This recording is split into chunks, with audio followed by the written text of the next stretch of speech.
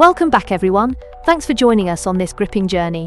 Today, we're diving into an absolutely fascinating topic. Let's call it the science of persuasion. This is all about the art of influencing others through the power of speech. Aristotle had some remarkable insights into this centuries ago, which are still incredibly relevant today. His modes of persuasion are essentially three pillars: credibility, emotion, and logic. Think of it as the trifecta of influencing someone's thoughts or actions. Right. So weight, credibility, emotion, and logic? How do those actually work together in, the real world? Great question. Picture this. Imagine you're at a family gathering, and your cousin, let's call him Dave, is attempting to convince everyone to invest in his latest blockchain quinoa farm idea. Now, Dave needs to establish credibility first. Perhaps he's done his homework, or has a background in finance. Showing he knows what he's talking about could significantly bolster his case. That makes sense. But what if, everyone thinks he's a bit of a jokester? What if he's always coming up with these weird ideas? Exactly. That's where emotional appeal comes into play. If Dave can tell a gripping story about how this quinoa farm could provide sustainable food options in underprivileged communities, or perhaps share a heartfelt experience from a recent trip, he can connect with his audience on a personal level. It's about making people feel something, which can often wield more power than just cold, hard facts. Oh wow. So it's almost like he's not just selling an idea, right? He's, selling a vision or a feeling. Absolutely, you've got it. Now logic comes into play when he backs that up with facts. He could mention the rising prices of quinoa, or provide statistics on food shortages. When these three elements, credibility, emotion, and logic, are dynamically intertwined, they create a compelling argument. That's really interesting. So I've stumbled upon, politicians or maybe, charismatic leaders using all three elements effectively as well.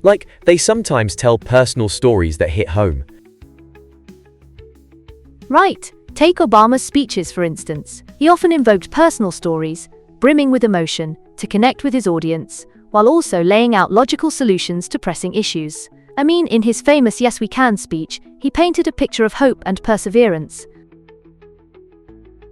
That kind of reminds me of a TED Talk I watched once. It was about overcoming adversities. The speaker kept tugging at people's emotions, like she described losing her mother, and that really made everyone feel connected to her journey. Exactly. That's a classic example of storytelling in action. By engaging her audience's emotions, she could persuade them to deeply empathize with her struggle. Stories are incredibly powerful tools. They can inspire action while forging a heartfelt bond.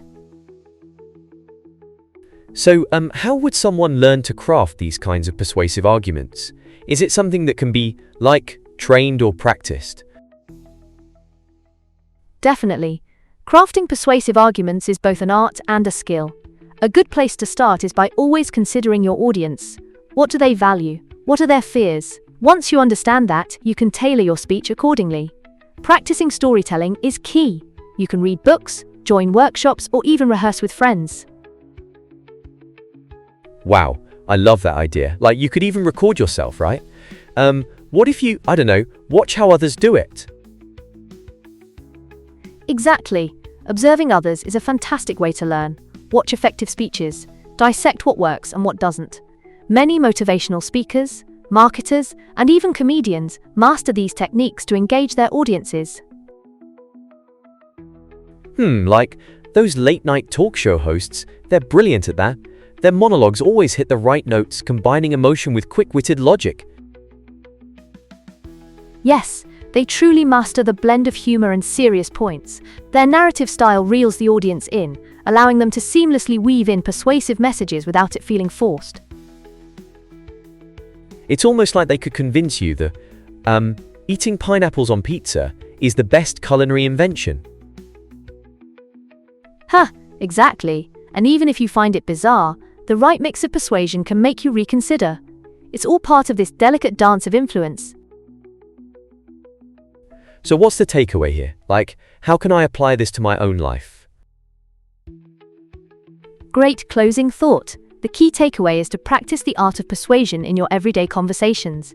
Whether you're trying to convince a friend to see a movie or presenting an idea at work, Remember to weave in credibility, emotion, and logic. You'll be amazed at how it can transform your influence. Super exciting. I feel like I've got a whole new toolkit now.